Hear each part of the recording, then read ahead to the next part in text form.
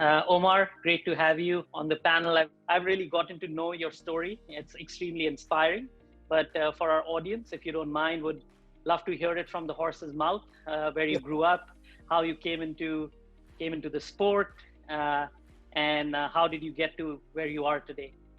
Well, thank you, and thank you for those kind words, even though some of those words are almost overly too kind, but I appreciate that. I think that, yes, I myself, a little bit of my background is I was raised in Queens, New York. I was born in the Dominican Republic.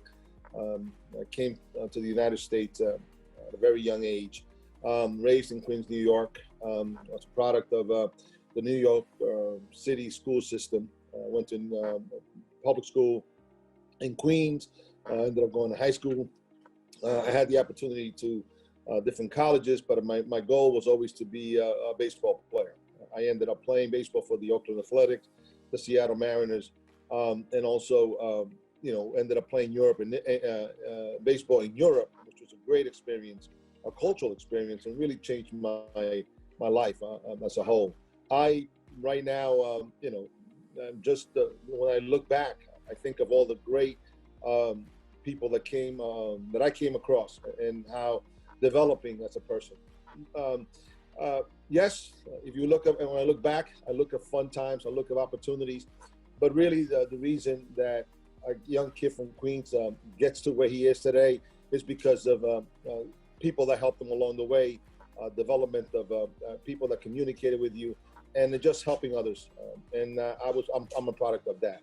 I ended up being the assistant general manager with the Mets when we were in 2000. We played in the World Series, when we made the trade for Mike Piazza, all those trades, and then was able to get the opportunity to be the first Hispanic general manager in the Montreal Expos, which was really a great opportunity, but a challenging opportunity because when I inherited the team, there was only 6 employees, and we had to build an organization within a short window of time. Fortunate enough to come back to New York, to be with the Mets, to be part of that great, and I use that word, that fun period with the Mets history of between 2005 to 2010. I was general manager. We had some fun times. We had some very difficult times. We had some years, if you were a Mets fan, that we were up late, but unfortunately, the team was not able to close it out. And not my business, if you don't win the World Series, especially in this town, you're not a success. You have to win a World Series. But that being said, we increased the value of the franchise immensely. We had over 3.5 to 4, I believe 4 million fans at the time. And it was a great experience. And actually the team, we built the team with some great players like Pedro Martinez and Carlos Beltran, Carlos Delgado. But we also built the team bottom up, and the team that got to the World Series in 2015 was a product of those years of development. That being said, right now I'm with the Mets. I'm excited to be here. I love baseball. We are going through some difficult times. We're playing baseball. But I also love interacting and having conversation with others in other fields, not only other sports, but other fields of business and see where the synergy is. So thank you for having me for this moment right now. Yeah, absolutely. So Omar, you also mentioned in building a team for the long haul, not just for the short term. You mentioned about the feeder system. And there's another story you shared with me earlier around Sammy Sosa, how you made an early bet on him. I also learned that you have this text message group where all the interns, the first timers, you're in a group with them, you try to meet with them once a week, try to coach them, hear their ideas, and then really encourage the right kind of attitude and the right kind of competitiveness, right? So would love to hear the Sammy Sosa story in particular, but then in general, how you think about, you mentioned the feeder network, which is obviously quite crucial in sustaining and maintaining the brand. Yes, and that's the part that I love the most. If you ask me, listen, I love signing major free agent. It's a lot of fun. You have a press conference, you go, and ESPN is there, all the news network are there. You're going to be in the back page of the New York Post, the Daily News, the tabloids, and all this and that. And that's exciting, and that's really, but that's kind of more solving a problem, and it is difficult, but it is really using money to address, improve a situation. The one that I love the most, and you're right, is the one that, and I was fortunate enough to sign Sammy Sosa as a young man. He was 16 years old in the Dominican Republic, and that's how I started. I started in the business, being fortunate enough to, I was gotten to be a general manager, but I was, bottom up. My first job, my first contract was as a scout, and it was for $3,500 a year. Then within about 6 months, I got a raise to $11,000 a year and a credit card, and I thought I was the happiest guy in the world. So I was like, oh my God, this is pretty good. But in my business, what I love to do is really, the word we use is research and development. You cannot sustain, and this is very important, you cannot sustain success with an organization unless you have the proper invest dollars and people in research and development. That is the backbone of any organization, whether it's sports. I believe it's about people. If people say, well, what separates a good organization from the bad organization? What separates? Look, you can use money, but at the end of the day, money. I get it. It's gonna help. Trust me. But you gotta have a research and development program. And Sammy Sosa was, that's how I started. I started recruiting a young man by the name of Sammy Sosa at 16 years old. I was with the Texas Rangers at the time. We were fortunate enough that we had an owner that believed in investing in research and development. That owner ended up being president of the United States, George Bush, who loves baseball, and we still talk as friends. But he loves scouting, and all I can say to any head of a company, sustained success is research and development.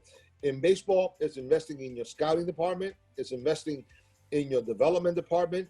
It's investing in your people, investing in your players, investing in how you make your players better. Not only baseball, but also how do you make them better people? How do you educate them? So you invest the dollars.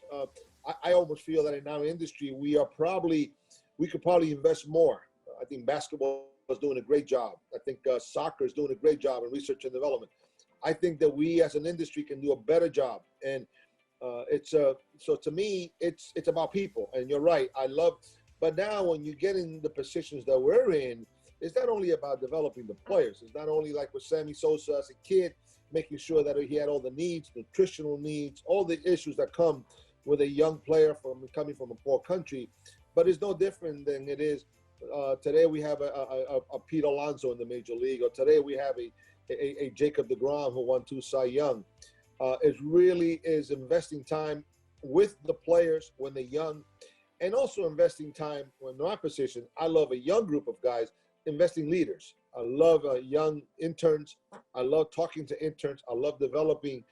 We have, look, if you're a boss, if you're a head of a company, you got mid-level managers, you have senior people, and then you have the younger group of guys that we all were at one time, eager, young interns. I just believe it's so important to invest time and effort with them, developing them. And if you develop them and you create a culture with them, the biggest thing is about creating a culture and helping them. And if you're a part and engaging with them, I think that all that thing is great for a company. And those are the things that lead to sustainability and success. So switching gears a little, so that was super helpful. And then this part of the panel, we really dive deeper into how to build and sustain a team. We spoke about culture, a lot of great learnings there, Omar. But switching gears a little, data is everywhere. Everyone talks about data. I know you don't like the word analytics. What is analytics? But you do appreciate the power of data and information. Yes. So in this next part of the panel, would love to get your thoughts on how is data being used in the sport of baseball, and then we can follow up on that. What are the goods and the bads of using data in a sport or in baseball? Yes, that's a good point. And going to the future now, and of course, uh, when you said I don't like use the word analytics because I think it's just it devalues all the intelligent people that are out there that are involved in data. It's a sexy word, or it's a word that's just doesn't explain the importance and the value of information. It's for me, I call it data, I call it information, I call it research. All these things that are beyond quote unquote analytics. I think analytics is just a word that is used, but I have so much respect and believe in it so much because it's evidence. It's almost, I'm not a lawyer, but if I was a lawyer, I just believe evidence, and you take evidence and it's fact. And I use the word as actions that have been quantified. So it's so important, and and we're probably living in an era that, as far as from an intelligence, from a decision-making ability, better than ever before. I look, I'm an evaluator. I'm a talent evaluator. My instincts, my eyes, my what I've seen in history. Just those are the things that I've been fortunate and I've been blessed to be able to have those instincts. But that's not enough, and especially is not enough because when you have data, when you have people that are smart, people that are quantify something and that quantify patterns and quantify history, can tell you what the future is. We're living in a great time of great information, of great data, whether you are going to be in the stock market or whether you're going to invest in an area and you need to know the geography of whatever you're going to invest in, or you're going to know. It's a great time, and it's a great time in sports, and it's a great time in baseball. And even watching it, things that we've never seen before. We use the word, he's got great bat speed, or that ball was hit hard. Now we say, wow, that ball came off the bat, 110 miles an hour. Even watching the game is so much information that is so good. So I'm a big believer in data, information, quantification, and all those things that are available to us.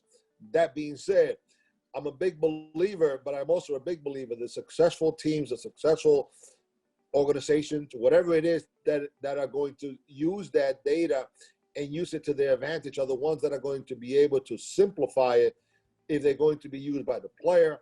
So the challenge is not only documenting the data, but it's explaining the data and also simplifying the data so the persons that are reading it can use it to their benefit and blend the combination of that person that's visualized comes to a decision based upon a visualization to the acting, and also with the data information that provides. So it's really a blend. And I'm a big believer in those areas, and the success of those organizations are the ones that are able to use both those forces together and be able to come and make decisions, because I'm a believer that no matter, even the data, to some extent, there are people that create models, but some of those models are still subjective to some extent. There are models, there are facts, but there are still models that they have subjectivity. So you're basically using the subjectivity with the data, the factual data, historical data coming together to make a decision.